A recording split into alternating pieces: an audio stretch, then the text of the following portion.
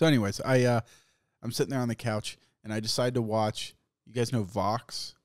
On Netflix, they have this documentary series called Explained.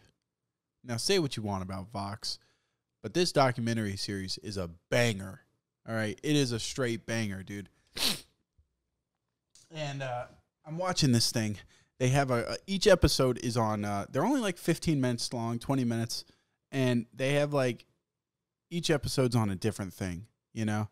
And for the most part, I found them to be completely true. Some of them are, you know, I mean, they have an episode on the female orgasm, so obviously some of them are complete myths, but the other ones are pretty decent. They're pretty good stuff. And the episode, like I started off watching, there was one on diamonds, right? Which, you know, I always kind of subconsciously thought women were men's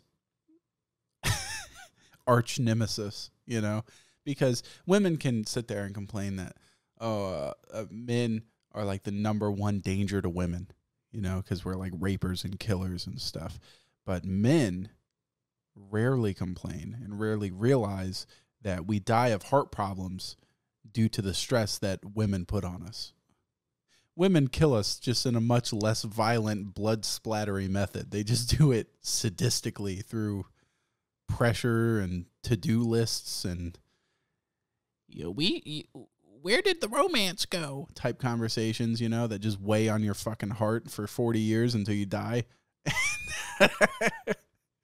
Like, if I had to choose between getting stressed to death and just getting raped and killed, I would choose raped and killed pretty quick.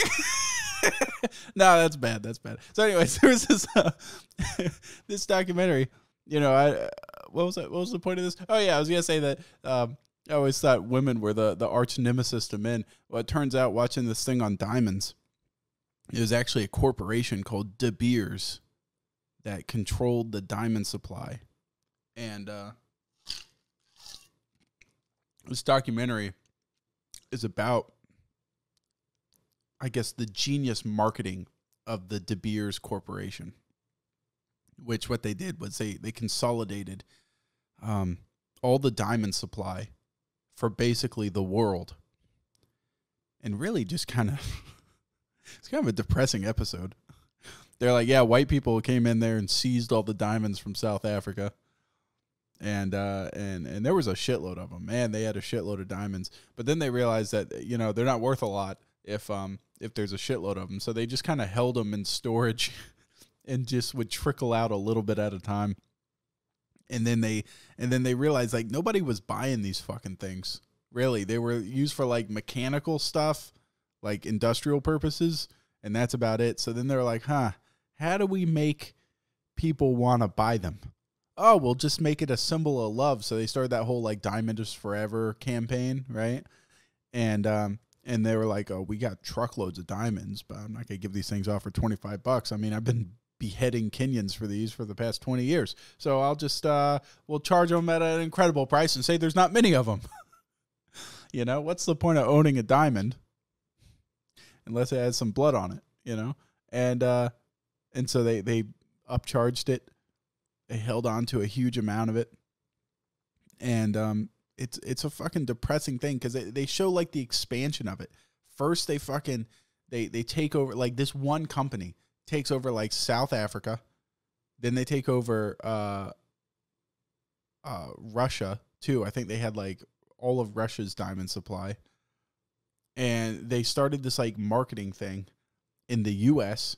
Then it moves to Japan. Then it moves to China. And this one company has tricked everybody into buying a fucking rock. Including me.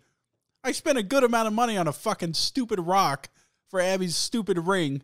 I could have gotten her a Cracker Jack box with a little plastic ring on it. It would have been the same. You know what I told Abby? I was like, dude, I know like a marriage is supposed to be a magical thing, right?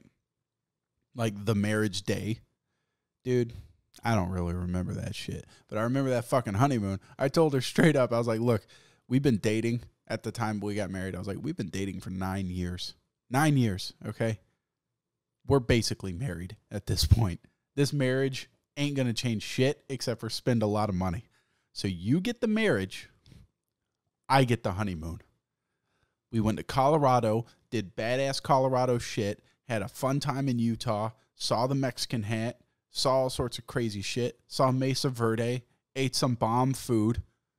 It was an all-around great time. I don't really remember the wedding all that much. I wore a suit. That's all I just remember, like, I don't know. It was like going to a birthday party and everything that led up to the cake eating. You know, when you go to a birthday party and you're just like, wow, this is great and everything, you know, shaking hands, having drinks and stuff. And you're like, when are they going to cut that fucking cake? Like, that was the whole wedding. I'm like, yeah, I do. Yep. Love you too. Love you. Oh, thanks for coming. And the whole time I was like, man, when are we getting on that fucking plane and going to Colorado? That was the bomb, dude. That was a great vacation.